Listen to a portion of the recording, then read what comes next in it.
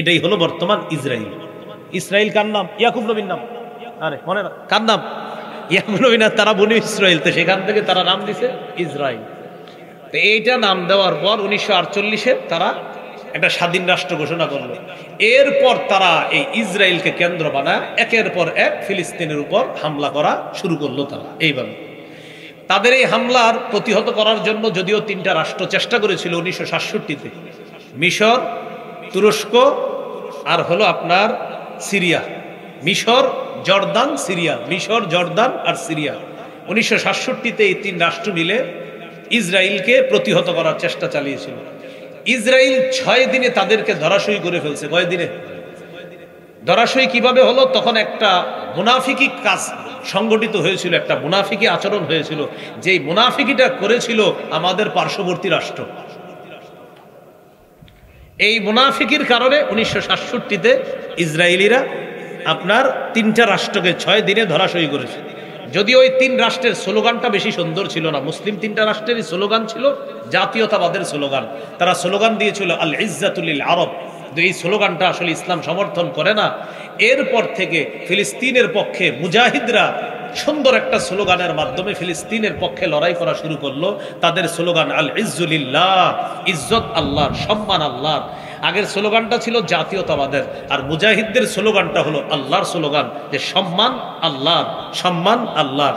এই জন্য ফিলিস্তিনের পক্ষে মুজাহিদ যারা লড়তেছে, আমরা আশাবাদী তাদেরকে এখনো পরিপূর্ণভাবে ধরাশয়ী করা সম্ভব হয়নি, হবেও না ইনশাল্লাহ, যতদিন না চূড়ান্তভাবে ফিলিস্তিন মুসলমানদের না হচ্ছে। এই মুসলমানদের জন্য আমাদের দোয়া করা। তা আমরা কি করব? আমরা দোয়া করব, আমরা আন্দোলন করব, আমরা প্রতিবাদ জানাবো। আমরা মুনাফিক রূপী মুসলিম শাসকদেরকে আমরা প্রতিবাদের মাধ্যমে তাদেরকে কথা বলাতে বাধ্য করতে হবে। আমি আপনি কথা বললে যতটা কাজ হবে, মুসলিম শাসকরা কথা বললে এর চেয়ে বেশি কাজ হবে। কিন্তু অজানা এক কারণে মুসলিম শাসকরা এখানে নীরবতা পালন করে। আল্লাহ তাদেরকে শুভ বুদ্ধি দান করেন। মনে আসেনি কোত্থেকে গেলাম? গুনাহ মাফের 4 নাম্বার উপায় আল্লাহ রসুলের আনুগত্য করা সর্বক্ষেত্রে। ব্যক্তি জীবন, পারিবারিক জীবন, সামাজিক জীবন, অর্থনৈতিক জীবন, রাষ্ট্রীয় জীবন, আন্তর্জাতিক জীবন। আমাদের বর্তমান আন্তর্জাতিক ইস্যু হলো ফিলিস্তিন। তারা আমাদের ভাই।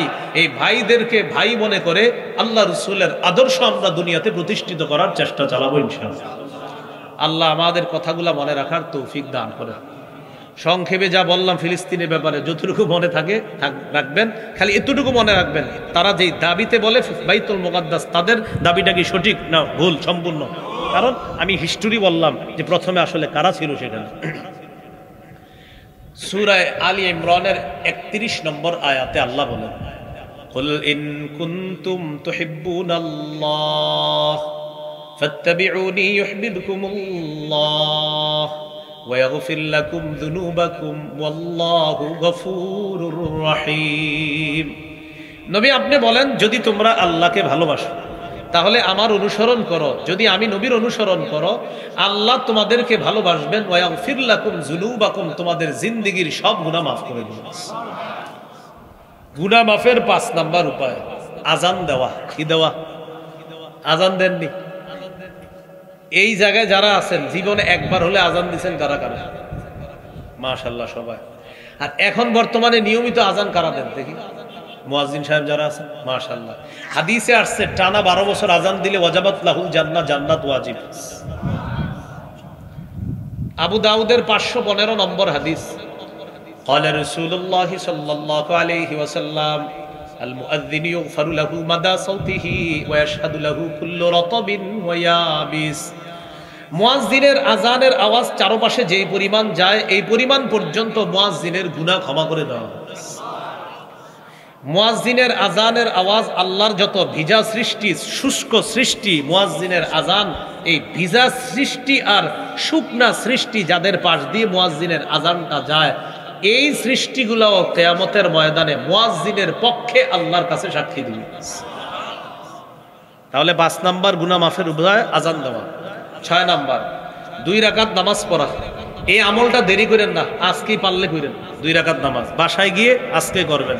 সবাই খালি নিয়ত করে যে কালকে করবো, পরে আগামী বছর জিগাইলেও আপনার বলে যে না এখনো করি নাই। 2 রাকাত নামাজ যদি পারেন আজকেই পড়বেন ইনশাআল্লাহ। আবু দাউদের 1521 নম্বর হাদিস।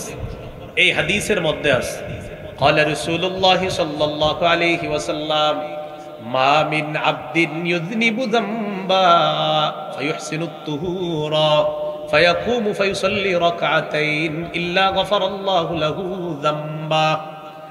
রাসূলুল্লাহ সাল্লাল্লাহু আলাইহি সাল্লাম বলেন, কোন ব্যক্তির গুনাহ হয়ে যাওয়ার পর সে যদি সুন্দরভাবে পবিত্রতা অর্জন করে 2 রাকাত সালাত আদায় করে, তার সালাম ফিরানো শেষ, তার গুনাহ শেষ। আল্লাহ তার জিন্দেগীর সব গুনাহ মাফ করে দেয়। 7 নাম্বার গুনাহ মাফের উপায় নিয়মিত 5 ওয়াক্ত নামাজ পড়া। সহিহ বুখারীর 526 নম্বর হাদিস। এক ব্যক্তি রাসূলুল্লাহ সাল্লাল্লাহু আলাইহি সাল্লামের কাছে এসে একটা গুনাহের কথা বললেন। ওই মুহূর্তে আল্লাহ সূরা হুদের 114 নম্বর আয়াত নাজিল করে দিলেন। সুবহানাল্লাহ। আল্লাহ তাআলা বলেন, ওয়া আকিমিস সালাতা তারাফাইন নাহারি ওয়া যুলাফাম মিনাল লাইল ইন্নাল হাসানাতি ইউযহিবনাস সাইয়্যাত। তুমি দিনের 2 প্রান্তে নামাজ কায়েম করো, রাতের কিছু অংশে নামাজ পড়ো, অর্থাৎ 5 ওয়াক্ত নামাজ পড়ো, নিশ্চয়ই পুণ্য পাপের কাজকে দূর করে দেয়। এখানে পুণ্য দ্বারা উদ্দেশ্য 1 নাম্বার 5 ওয়াক্ত নামাজ। যারা নিয়মিত 5 ওয়াক্ত নামাজ পড়বে, আল্লাহ তাদের গুনাহগুলা ধুয়ে মুছে সাফ করে দিবেন। তো এই আয়াত নাজিল হওয়ার পর যে সাহাবী আসছে সমস্যা নিয়ে, হুজুর আমার পাপ, এটা কি আয়াত আমার জন্যই শুধু? নবীজি বললেন, না, বাল্লি জামিই উম্মতি, সারা পৃথিবীতে আমার যত মুসলমান উম্মত সবার জন্য এই আয়াত। তাহলে 7 নাম্বার 5 ওয়াক্ত নামাজ পড়া, পড়ব তো ইনশাআল্লাহ। সূরা বাকারা 238 নম্বর আয়াতে আল্লাহ বলেন, হাফিজু আলাস সালাওয়াতি ওয়াস সালাতিল মুস্তা। তোমরা নামাজ সমূহের প্রতি যত্নবান হও, বিশেষ করে আসরের নামাজ। আসরের নামাজ কেন?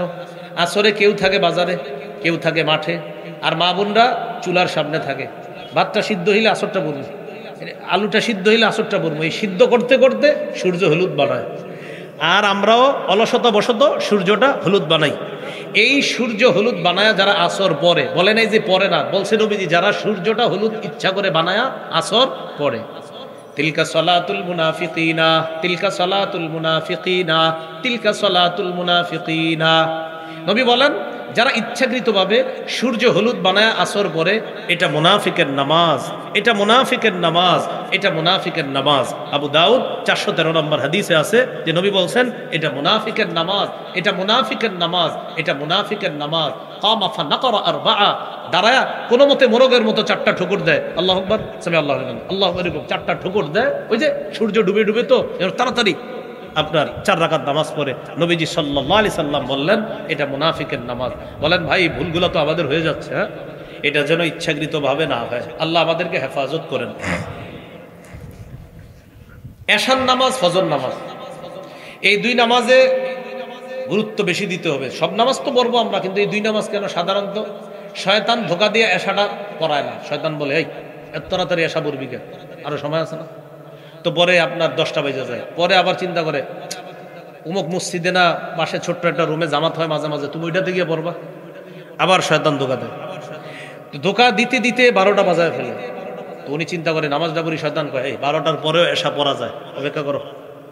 এইভাবে হজরতে আপনার হঠাৎ ঘুমায় যায়, ওইটা থেকে সকাল 10টা। শয়তান ধোকা দিয়ে এশাটা পড়ায় না। আবার ফজরের সময় কি করে? হাদিসে আসছে, শয়তান রাতের বেলা কি করে? বুখারীর বর্ণনা, আলাইকা লাইলুন তাওয়িল ফারকুদ, শয়তান গিট মারে এই জায়গায়, মাথার খুলিতে 3টা গিট মারে আর বলে ফারকুদ, এই ঘুমাও ঘুমাও ঘুমাও ঘুমাও। হাদিসে আসছে, তোমাদের কেউ যখন ঘুমাও তখন কি করে? শয়তান 3টা গিট মারে এখানে আর বলে আলাইকা লাইলুন তাওয়িল, এই রাত অনেক লম্বা আছে, ঘুমাও ঘুমাও আরো ঘুমাও, এরকম বুঝায় আপনার শয়তান। দেখবেন ফজরের সময় শরীর এত ভালো লাগে, ও মেসেজ করে দেয় ঘুমাও। তো যখন আপনি উঠা যান, উঠা যখন দোয়াটা পড়েন, সাথে সাথে 3 গিটের 1 গিট খুলে যায়। যখন অজু করেন 2 নাম্বার গিট খুলে যায়, রইল কয়টা? 1টা। যখন ফজর পড়েন তখন আপনি, বুখারীর বর্ণনা, ফাসবাহা নাশীতান নাফসি, তখন উৎফুল্ল মনে তার সকালটা শুরু হয়। ইনশাআল্লাহ আমার একটা সংকলন আসবে বাজারে, উৎফুল্ল মনে প্রভাত, ইনশাআল্লাহ একটা কিতাব আসবে, উৎফুল্ল মনে প্রভাত। তো এই হাদিস থেকে অনুপ্রাণিত হয়ে এই কিতাবটা ইনশাআল্লাহ রচনা করার চেষ্টা আছে। তো উৎফুল্ল মনে সকালটা তার শুরু হয়। তাহলে 3 গিট খুলে কিভাবে? উইঠা দোয়া পড়লেন 1 গিট, অজু করলেন আরেক গিট খুলে, নামাজ পড়লে আরেক গিট খুলে। সত্যি সত্যি দেখবেন ফজরটা পড়ার পর শরীরের মধ্যে একটা চাঙ্গা ভাব কাজ করে। আল্লাহ আমাদের সকলকে এশা ফজর অন্যান্য নামাজের পাশাপাশি এই দুইটা সালাত আর ওই যে আসর এগুলা গুরুত্ব দেওয়ার তৌফিক দান করেন। রাসূলুল্লাহ সাল্লাল্লাহু আলাইহি সাল্লাম বলেন, মান সাল্লাল ইশা ফি জামাআ, কেউ যদি এশার নামাজ জামাতে পড়ে ঘুমায়ও থাকে, অর্ধেক রাত জেগে ইবাদত করার সওয়াব আল্লাহ দান করেন। ওয়া মান সাল্লাল গাদাতা ফি জামাআ ফাকান্নামা সাল্লাল লাইলা কুল্লাহ, কেউ যদি ফজরের নামাজ জামাতে পড়ে আল্লাহ তাকে সারা রাত নামাজ পড়ার সওয়াব দান করেন। আপনি এশা জামাতে পড়ে ঘুমায় গেছেন, ঘুম থেকে উইঠা ফজর পড়ছেন, আর সারা রাত কোনো ইবাদত করেন নাই, এশার নামাজ জামাতে পড়ে ঘুমায় গেছেন, উইঠা ফজর পড়ছেন, বাস এই দুইটা নামাজ আপনি জামাতে পড়ছেন, নবীজি বলেন তুমি সারা রাত ইবাদত করলে যেই সওয়াব হইতো ওই সওয়াব আল্লাহ দিয়ে দিবেন। তাহলে 5 ওয়াক্ত নামাজে গুরুত্ব দেওয়া, কতগুলো 7। 8 নাম্বার জামাতের সাথে নামাজ পড়া। এক ব্যক্তি নবীজির কাছে আসছে, সহিহ মুসলিমের বর্ণনা, আয়েশা বলতেছে আকিম আলাইয়া হাদ্দা, হুজুর আমি তো শেষ। কি হয়েছে তোমার? আমি এমন এক পাপ করছি, আপনি এই মুহূর্তে বিচার না করলে আমি শেষ, আপনি বিচার করেন। ইতিমধ্যে জামাত দাঁড়ায় গেছে, নবীজি ইমামতি করলেন, নামাজ পড়াইলেন। নামাজের পর নবীজি বললেন আহাদারতাস সালাতা মানা, আচ্ছা এই তুমি কি আমাদের সাথে জামাতে নামাজ পড়ছো? তিনি বললেন জি। ও তুমি যে সমস্যা নিয়ে আমার কাছে আসছিলা জামাতে নামাজ পড়ার কারণে আল্লাহ মাফ করে দিয়েছে। এ হলো 8 নাম্বার জামাতে নামাজ পড়া। গুনাহ মাফের 9 নাম্বার উপায়, গুনাহ হয়ে গেলে সাথে সাথে একটা ভালো কাজ করা। আমি কিন্তু বলি নাই গুনাহ করে ফেললে, বলছি গুনাহ হয়ে গেলে। কারণ এক চালাক মানুষ আছে, এরা আবার কি করবে, এই বয়ান উল্টা বুঝা এখন থেকে একটা গুনাহ করবে, ভালো কাজ করবে। বিষয়টা কিন্তু এমন না, আমি বলছি গুনাহ হইলে। মুসলমান গুনাহ করতে পারে না, মুসলমানের গুনাহ শয়তানের ধোকায় হতে পারে।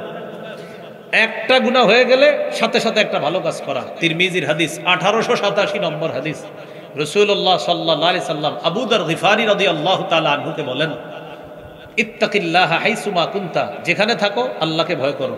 ওয়া আতবিইস সাইয়্যাতাল হাসানাতা তামহুহা, খারাপ কাজ হয়ে গেলে ভালো কাজ করবা, তোমার ভালো কাজটা খারাপ কাজকে মিটাইয়া দিবে।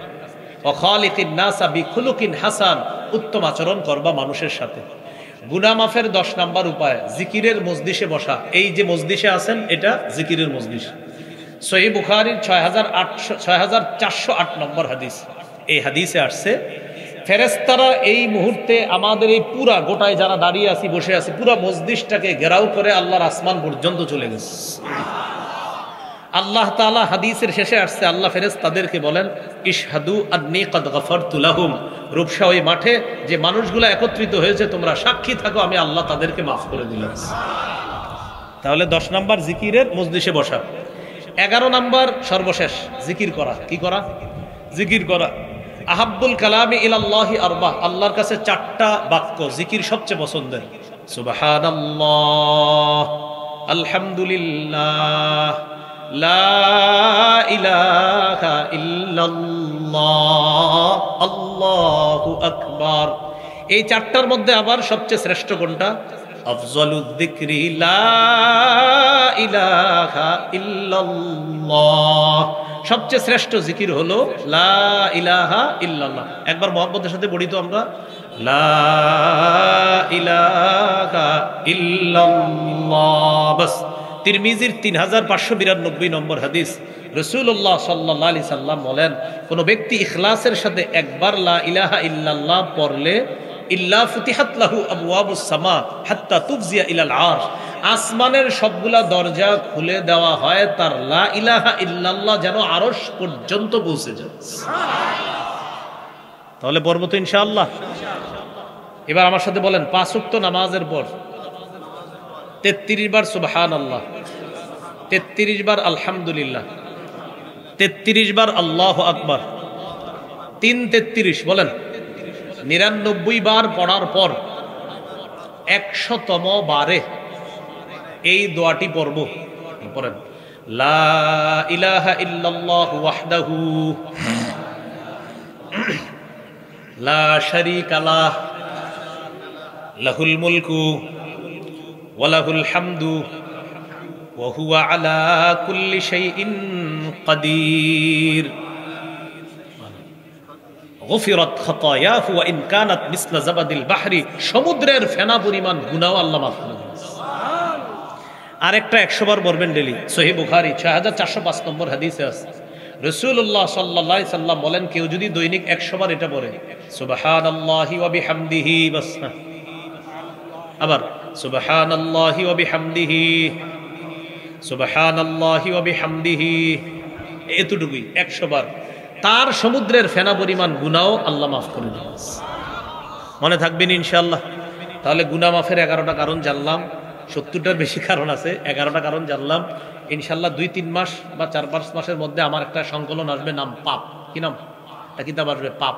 এই পাপের মধ্যে ইনশাআল্লাহ আশা করি 70টার বেশি আরো কারণ আপনারা পাবেন। পাপ একটা কিতাবই আসবে, নাম হবে পাপ, ওখানে ইনশাআল্লাহ পাবেন। আজকের যে আলোচনাগুলো আপাতত এইগুলা, আমার একটা সংকলন আছে মিম্বরের আমানত, 1 থেকে 10 খণ্ড। আজকের আলোচনাগুলো পাবেন 9ম খণ্ডের শেষ আলোচনা, আর 10ম খণ্ডের আলোচনা হলো এখন থেকে কোরবানি পর্যন্ত কিভাবে কাটাবেন, কোরবানির গরুর কালারটা কেমন হবে, পা কেমন হবে, নাক চোখ কেমন হবে, 10 নম্বর খণ্ডের আলোচনা। হজের আলোচনা, মহররম মাসকে কেন্দ্র করে অনেকে চিন্তা করে মনে বিয়ে দেওয়া যাবে না, আসলে কথাগুলো সঠিক কিনা, এটা 10 নম্বর খণ্ডের আলোচনা। প্রথম খণ্ডের আলোচনা সন্তানের 64টি অধিকার, দ্বিতীয় খণ্ডের আলোচনা শিরিক বেদাত কুফর তাওহীদ, তৃতীয় খণ্ড হালাল হারাম, চতুর্থ খণ্ড স্বামীর 24টা অধিকার, স্ত্রীর 19টা অধিকার, পঞ্চম খণ্ড লা ইলাহা ইল্লাল্লাহর ব্যাখ্যা, ষষ্ঠ খণ্ড নামাজ, সপ্তম অষ্টম খণ্ড নাপাক পাকের মাসালা আর নামাজের মাসালা, নবম খণ্ড নামাজ, নবম খণ্ড জাকাত, রমজান, ঈদ, ঈদ পরবর্তী করণীয়, আর 10ম খণ্ড হলো ঈদ উল ফিতরের পর থেকে সফর মাস পর্যন্ত যে করণীয়গুলো আছে, এই আলোচনা 10ম খণ্ডের। যাদের প্রয়োজন হবে গাড়ির কাজ না ভাঙা, আমি গাড়িতে যাওয়ার আগেই যদি পারেন সংগ্রহ করে নেবেন, শর্ত হলো গাড়ির কাজ ভাঙা যাবে না। কি ভাঙা যাবে না? আপনারা তো মুসাফা দিকে গাছ ভাঙা দেন, গাছ ভাঙা যাবে না। আল্লাহ আমাদের সকলকে এই 11টা উপায় অবলম্বন করে গুনাহ থেকে যেন মুক্ত থাকতে পারি, আল্লাহ তৌফিক দান করেন।